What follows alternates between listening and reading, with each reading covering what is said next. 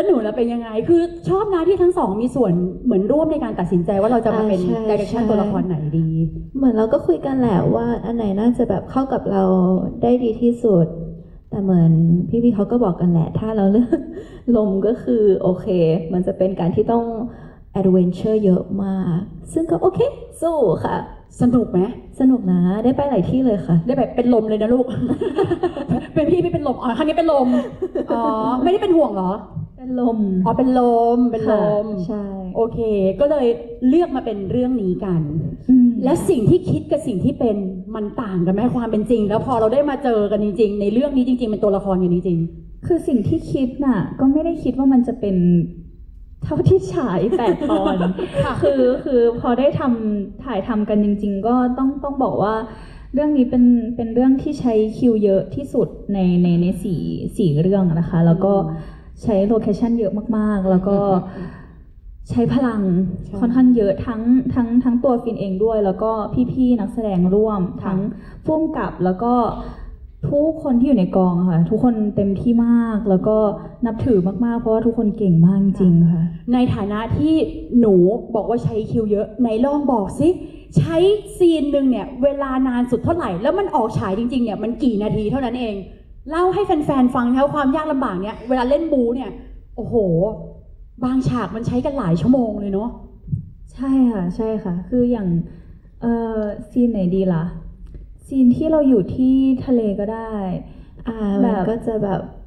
คือมันไม่ใช่แค่เฉพาะซีนที่เราจะเล่นแต่มันคือเซตที่เราจะต้องทำตั้งแต่พี่ทีมอาร์ตก็ทำกันตั้งแต่4-5 วันที่แล้วอะไรอย่างเงี้ยค่ะถึงจะให้ฟินเบกกี้มาถ่ายอะไรอย่างเงี้ยแล้วก็กว่าจะถ่ายได้ซีนหนึ่งที่ออกสักประมาณ 2-3 นาทีอาจจะใช้เวลาประมาณ 3-4 ชั่วโมงแล้วมันก็จะแบบสามารถอยู่ตรงนั้นได้แบบไม่กี่เดือนอะไรอย่างเงี้ยก็ต้องถ่ายให้ตรงอายุโอเคไหมโอเคคือตรงนั้นน่าจะถ่ายได้ไม่กี่เดือนใช่ไหมคะแล้วก็จะต้องแบบไม่สามารถที่จะต่อได้ก็คือต้องทำให้เสร็จหมดเลยค่ะใช่มันต้องโละทิ้งอะไรอย่างนั้นไปเลยก็คือมีแต่มันสวยมากค่ะสวยจริงๆอยากให้ทุกคนได้ไปค่ะแต่พี่ว่าสวยกว่าเพราะมีเรา2 คนไปยืนหรือเปล่าอะไรนะก็จริงมั่นใจหน่อยสิเราจะได้ไปกันต่อพวกเราอ่ะแล้วพูดถึงตัวละครกันอีกเบกกี้เองอย่างเงี้ยค่ะคือพอต้องมารับบทเป็นเจ้าหญิงมันต้องมีไปฝึกอะไรเพิ่มเติมหรือต้องมีเรียนรู้หรือต้องแบบอยู่ข้างนอกแล้วแบบเราต้องสวมบทแบบเป็นเจ้าหญิงไหมมีวิธียังไงบ้างคือบางทีแบบบุคลิกเบกบางทีจะ very laid back very chill very อะไรอย่างงี้ใช่ไหมคะแต่พออยู่ในกองจะแบบว่าโอเคพี่หนูพี่ฟิวก็จะเบกกี้หลังตรงอ๋อสมมติปกติชิวๆอาจจะหลังตรง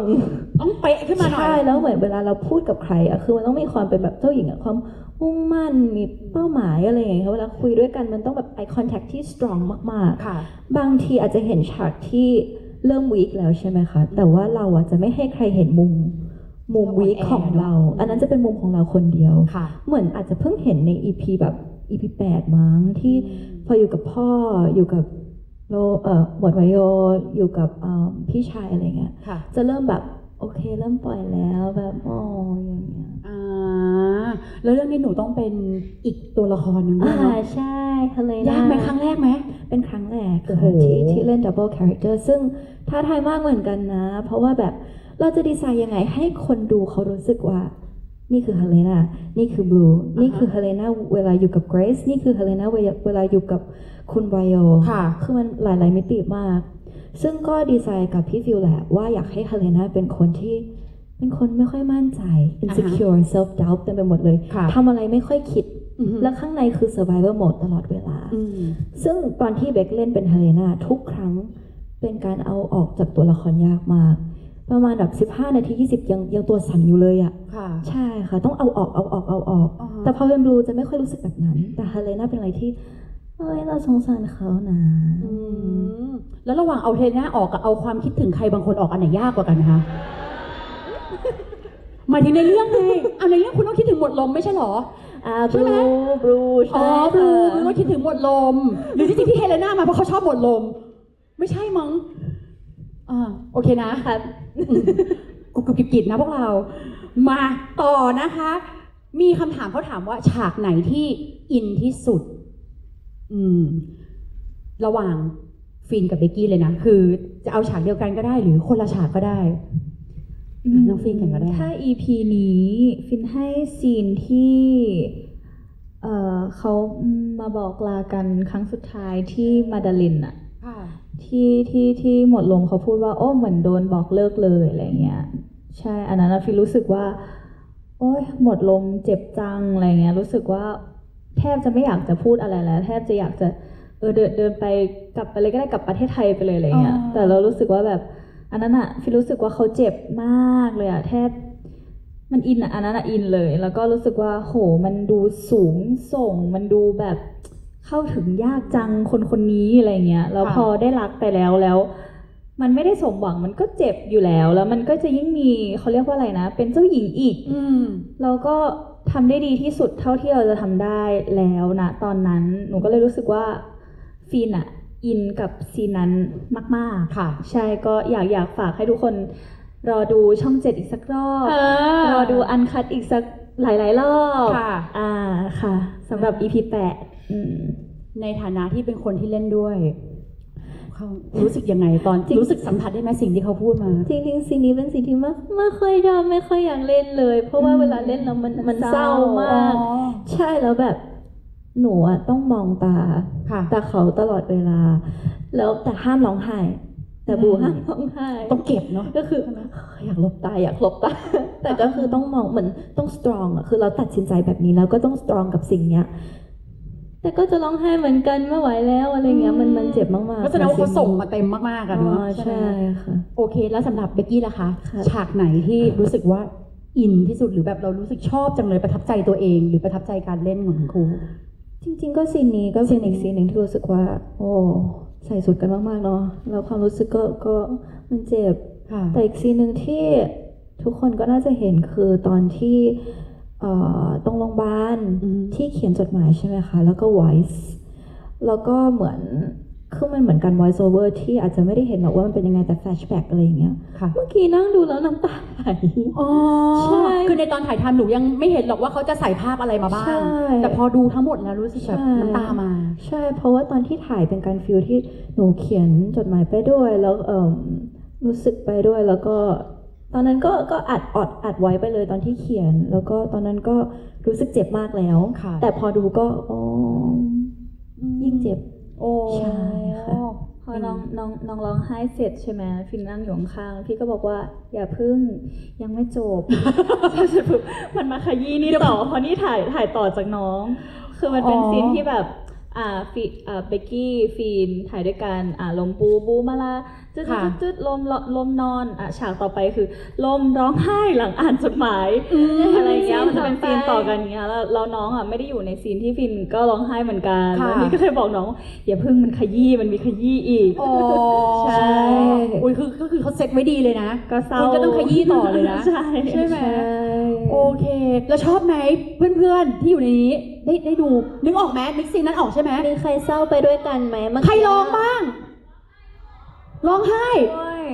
หรือร้องเพลงนะร้องไห้อะไรนะ ร้องเพลงเหรอคะ ร้องไห้ร้องไห้เนาะเล่นดีไหมเล่นดีขอเสียงหน่อยสิจ๊ะเป็นกำลังใจให้นักแสดงของเราหน่อยนะคะคำถามอะไรนะลูก ถ้าเขาเก่งก็พูดให้เขาได้ยินชัดๆ1 2 3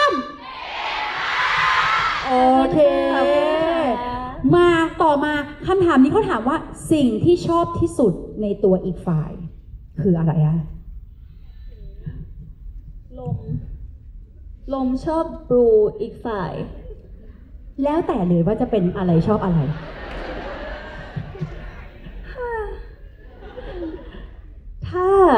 ถ้าเป็นหมวดลมเนี่ยน่าจะชอบหนูว่ามันเป็น love at first sight สำหรับเขาเพราะรู้สึกว่าก็อย่างที่2เรื่องผ่านมาเขาก็ยังมีความเจ้าชู้ความอะไรของเขา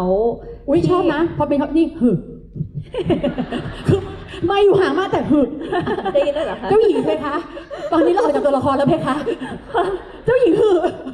โอเคต่อค่ะหม ห ด รือว่า2เรื่องที่ผ่านมา ค่ะ เขาก็มีความแบบโอ้ยคนนี้ ผู้หญิงคนนี้น่าสนใจเพราะนั้นอะไรอย่างเงี้ยแล้วพอมาเจอเจ้าหญิงก็ ค่ะ รู้สึก เขาอ่ะชอบตั้งแต่ที่นั่งมองจอแล้วก็เลยรู้สึกว่าคนนี้แหละ แต่ว่าก็ยังไม่ได้มั่นใจขนาดนั้น แต่พอแบบได้หน้าที่แบบมาปกป้องมาอารักขาอะไรเงี้ยก็เริ่มมันก็เริ่มใกล้ชิดกันมากขึ้นอะไรเงี้ยเขาก็โอ๊ยน่าปกป้องจังเลยน่าทนุถนอมจังเลยอะไรเงี้ยฟินว่าก็อาจจะเป็นตรงนี้ที่เขาเกิดความรู้สึกใช่ นี่จริงๆก่อนมาเนี่ยพี่ได้รับการติดต่อจากนาตาลาดนะเขาบอกว่าเขาจะมอบรางวัลเมะแพรวพราวแห่งปี 2026 ให้ฟินสโลชาจาก จริ กิ ง ม ไหม ฮะ คะ จริงค่ะ จากบทบาทหมดลม ขอบคุณมากเลยเป็นเกียรติมาก ยินดีค่ะยินดี ๆ แต่นาตาลาดเขา รางวัลอะไรคะพี่เชื่อ อะไรนะคะ รางวัลอะไรนะคะ เมะแพรวพราว เมะ แห่งปี เมะ ใช่ค่ะ เมะแพรวพราว ค่ะแห่งปี 2026 ค่ะ เป็นเรื่องที่ดีค่ะ แต่ว่านาตาลาดเมื่อกี้ตัดสายทิ้งไปแล้วค่ะเดี๋ยวพิจารณาอีกรอบ อ๋อสรุปไม่ได้เหรอคะ แต่พอบอกเมะแพรวพราวเขาหัวเราะดังมากนะ เขาหือปะ ไม่หือแล้ว หัวเราะโอเคแล้วเจ้าหญิงนะคะ ชอบอะไรในตัวอีกฝ่าย เจ้าหญิงเหรอคือเอาจริงๆ เจอกันครั้งแรกเขาไม่ได้รู้หรอกว่าเขาจะตกหลุมรักหรืออะไรเขารู้จักความรักด้วยซ้ำความรักของเขาคือหน้าที่กับครอบครัวเท่านั้น only แค่นั้นจริง ค่ะ ๆ แต่เหมือนมันคือการได้ใกล้ชิดการอยู่ด้วยกันในทุกๆวัน แล้วก็เสียงรอดเสียงตายมาหลายๆครั้ง เสียงรอดเสียงตายคือคำป่ะคะเสียงตาย เสียงเป็นเสียงตายเนาะเอาไปไม่เป็นเหมือนกันนะ เสียงรอดเสียงตายต้องแก้ด้วยอะไรนะ เอาใหม่สิ่งเป็นสิ่ง เสียงเป็นเสียงตาย เสียงเป็นเสียงตาย อีกนิดพี่จะคุกกี้เสียงทายแล้วนะ เสียงรอดเสียงทายก็ได้เหมือนกัน ใช่ ครับ ค่ะ ใช่ก็เลยรู้สึกว่าพอเขาผ่านอะไรเยอะด้วยกันน่ะ ค่ะ มันเกิดความรู้สึกว่าอันนี้คืออะไรนะ อ่า ใช่ โอเค ถ้าอย่างนั้นถูกแล้วนะถูกแล้ว คือจริงๆก็อยากจะให้ทุกอย่างมันจบลงในฮอลล์นะ แต่ตอนนี้แฟนๆในไลน์น่าจะเรียกขอไปหมดแล้ว โอเคเมื่อกี้หมดลมกับเจ้าหญิงนะ ประทับใจอะไรในตัวกันและกันบ้าง สิ่งที่เรารู้สึกว่าเฮ้ยนี่เป็นข้อดีของอีกคนที่เราได้มาเรียนรู้หรือปรับในการทำงานเราอย่างเงี้ยเบกกี้เห็นอะไรในตัวฟีนเห็นอะไรในตัวเบกกี้อืม เบกกี้ในตัวพี่ฟินเหรอ อุ๊ยไม่ใช่เบกกี้เห็นอะไรในตัวพี่ฟีนที่เอามาปรับใช้กับเราคือไม่เบกกี้ในตัวพี่ฟีนพี่จะคิดถึงซีนอื่นแล้ว ตั้งแต่ทำงานด้วยกันมา ใช่ ใช่ไหม ใช่ลูกใช่ โอเค พี่ว่าพี่ต้องขอน้ำแล้วแหละ โอเค โอเค เบกรู้สึกว่าเป็นคนที่สู้มาก ค่ะเป็นคนที่สู้มากคือแม้ว่าจะผ่านมากี่เรื่องใช่ไหมก็รู้สึกว่าสู้สุดๆ เพราะว่าเวลาถ่ายทำมันก็จะมีหลายเรื่องเข้ามาแม้ว่าจะเป็นแบบโอเคการถ่ายทำที่หนักมาก วันนี้บทเยอะวันนี้เจ็บป่วย วันนี้มีนู่นนี่นั่นเข้ามาเยอะแยะ แต่ว่า ค่ะ ผ่านไปได้เสมอ และอย่างเรื่องนี้พี่ก็ต้องบู๊ซึ่งก็เห็นแหละว่าหนักมาก พี่ชอบจะตาย เชื่อว่าชอบ เชื่อพี่ชอบบลูเชื่อ พี่ชอบบูมาก ได้เดี๋ยว ใช่ ได้บู๊ พี่ อีกเยอะๆ พี่ชอบใช่พี่เล่นอีก ฮะอะไร ไม่ นะ ได้ คะอ๋อเรื่องหน้ามีบูอีกเรื่องหนึ่งเรื่องหน้าจองตัวได้เลย ยินดีค่ะยินดีเลย โอเคใช่ก็ชอบเป็นคนสู้ค่ะ รู้สึกว่าเก่งมากๆค่ะ นี่ปรบมือหน่อยค่ะ น่ารักที่สุดพี่ฟีนพี่ฟีน พี่ฟินเหรอพี่ฟินก็อาจจะประมาณเดียวกันฟินว่าเหมือนฟินเบกกี้เนี่ยกว่าจะได้อะไรมาสักอย่างอ่ะไม่เคยง่ายเลยอย่างเรื่องเนี้ยก็เสน่หาวายโยก็กว่าจะถึง EP 8 EP สุดท้ายที่จบเบกกี้ก็สู้เหมือนกันแล้วเบกกี้ก็อดทนมากแบบมันจะมีบางวันที่เหมือนที่น้องบอกว่ามันจะแบบโอ๊ยวันนี้ร้อนมากวันนี้น้องป่วยวันนี้อะไรเงี้ยมีอยู่ตอนนึงที่เขาต้องเข้าโรงพยาบาลแล้วกลับมาถ่ายใหม่อะไรเงี้ยนะมันก็เหมือนเราสู้ด้วยกันมาจนถึง EP ที่ 8 ก็ค่ะพวกเราก็เก่งมากเหมือนกันค่ะเบกกี้ก็เก่งมากจริงๆ มาก ปรบมือให้คนเก่งหน่อยจ้า ขอบคุณค่ะ ในส่วนของพาร์ทนี้อันนี้คำถามสุดท้ายแล้วนะคะ ถ้าวายโยและเจ้าหญิงบลูอยู่บนเวทีตรงนี้จริงๆ คุณอยากจะบอกอะไรกับอีกฝ่ายคะเตรียมกล้องเลยนะนี่วายโยอยากจะบอกอะไรเจ้าหญิง จบเมื่อกี้หนูได้ดูไหมตอนจบ อันนี้เหมือนถามคนข้างๆหรือถามทั้งหอนะคะ คือเมื่อกี้อยากรู้เพราะว่าพวกเราก็ไม่ได้ดูตอนจบว่า ใช่ แบบ พี่ว่าถามเขาได้ เมื่อกี้ จบยังไง จบยังไงนะคะ ทะเล จบที่ ใช่ ทะ ไหม เล อะไร อะไรนะคะ เดี๋ยวเขาถามประโยคเขาพูดอะไรไม่ใช่จูบกัน เขาพูดอะไร เขาพูด พั อะ ด ไร พา นะ เขาเป็นพัดพากับวินอีกครั้ง ใช่ไหม อ๋อ ใช่ไหมคะ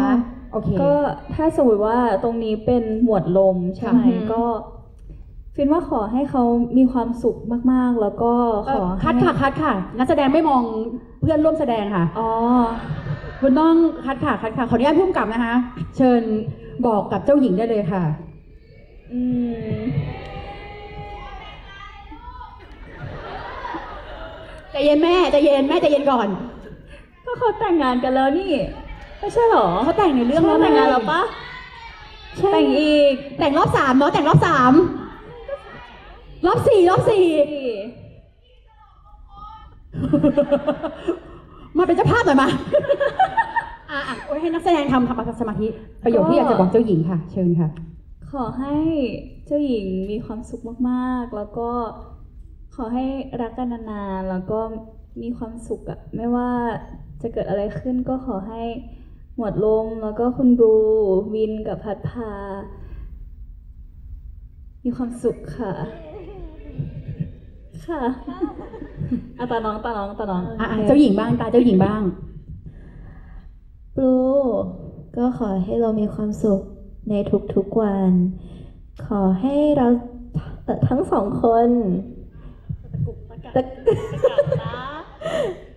ได้ใช้ชีวิตอย่างที่อยากใช้ แล้วก็มีรอยยิ้มในทุกๆวันเลยค่ะ อะไรนะ บอกรักกัน คุณมองไม่ออกหรอแค่สายตาที่มองกันมันก็รักกันอยู่แล้วปรบมือหน่อยค่ะ โอเค เพราะอันนี้ก็เหมือนเป็นความรู้สึกของทั้งคู่เชิญนั่งค่ะ เชิญนั่งเลยเชิญนั่ง ฟินขอบคุณอีกหนึ่งพลังละกันก็คือแฟนๆ ของพี่ฟินแล้วก็เบกกี้แล้วก็แฟนๆ ของ Four Element แล้วก็แฟนๆ ของเสน่หาวายโยนะคะ ขอบคุณมากๆเลยค่ะทุกคน คือจะบอกว่าพี่ฟินอะอินกับหมวดลมตั้งแต่ตอนถ่ายทำแล้วก็จนกระทั่งผ่าน EP 1 EP 2 จนถึง EP สุดท้ายก็รู้สึกมันผ่านไปไวมาก แล้วก็สนุกมากๆทุกครั้งที่ได้ดูผลงานตัวเองได้นั่งดูหน้าจอสดๆ พร้อมกับทุกคนแล้วก็ได้ดูอันคัดไปกับทุกคนอีกอะไรเงี้ยก็รู้สึกว่ามีความสุขในการเทรนทุกๆ EP ที่ผ่านมาก็ขอบคุณหมวดลมที่นำพาทุกอย่างที่ไม่ได้คาดคิดว่าพี่ฟินจะสามารถเป็นเขาได้อย่างสมบูรณ์แบบเท่าที่พี่ฟินทำได้ วันนี้ก็หวังว่าหมวดลมจะสร้างความสุขแล้วก็ความสนุกความบันเทิงให้กับทุกๆคนแล้วก็อย่าลืมหมวดลมคนนี้ไว้ในหัวใจด้วยนะคะ ขอบคุณมากค่ะ ขอบคุณค่ะเบกกี้บ้างลูกขอบคุณแฟนๆ ขอบคุณตัวละคร เดี๋ยวจะพูดอะไรเชิญได้เลยค่ะ ครับก็จริงๆก็เหมือนพี่ฟินบอกนะคะ ขอบคุณแฟนๆทุกคนเลยค่ะ ที่สปอร์ตเจ้าหญิงอยู่เลยลูกอ๋อ ที่คอย support for element นะคะ ก็เป็นโปรเจกต์ที่พวกเราตั้งใจมากแม้ว่าจะเป็นนักแสดงทีมงานเบื้องหลังทุกๆคนเลยค่ะ อยากให้โปรเจกต์นี้ออกมาดีมากๆ แม้ว่าจะเจออุปสรรคอะไรบางอย่าง ระหว่างทาง แต่ก็ดีใจมากที่เราได้มาถึง8ตอนนี้แล้วก็ดีใจค่ะดีใจทุกๆ ครั้งที่ได้ดูพร้อมกับแฟนๆทุกๆอาทิตย์ก็คือทั้งหนูแล้วก็ครอบครัวค่ะ จะตื่นเต้นมากแบบ20:30แหละต้องไปนั่งหน้าทีวี แล้วก็ไปนั่งดูที่ช่อง7ค่ะ ก็จะนั่งดูแล้วก็แบบเทรนไปด้วยค่ะ มีความสุขมากๆแล้วก็แบบคงคิดถึงความรู้สึกนี้มากๆเลยค่ะ เพราะว่า have fun มากๆแล้วก็เราก็ลุ้นไปกับทุกๆคน เพราะว่าเราไม่ได้เห็นตอนที่เราถ่ายทำว่า post production ออกมาเราไม่ได้เห็นบางซีนของคนอื่นอะไรเงี้ยค่ะ แล้วก็ระหว่างที่ถ่ายทำอย่างที่บอกทุกๆครั้งว่า make fall in love กับ character มากๆที่แปลว่าแบบทั้ง Blue ทั้ง Helena แล้วก็ทุกตัวละครเลยค่ะเพราะว่าเขามีเสน่ห์ของแต่ละคนจริงๆอย่าง Helena ก็คือตอนแรกเลยจะแบบจะทำยังไงให้ทุกคนรักเขานะ เข้าใจในสิ่งที่เขาเป็นเนาะ ทุกคนจะเข้าใจยังไงว่าเขาเป็นยังไง แต่ทุกๆวันนี้ดูแล้วแบบแบบเฮเลนายูถูกรักมากๆเลยนะ ใช่ แล้วก็ หวังว่าทุกๆตัวละครจะมีความสุขไปตลอดเลยค่ะขอบคุณค่ะ ต้องถามว่าแฟนๆ เข้าใจเฮเลน่าไหม รักเฮเลน่าไหมคะ รักเฮเลน่าไหม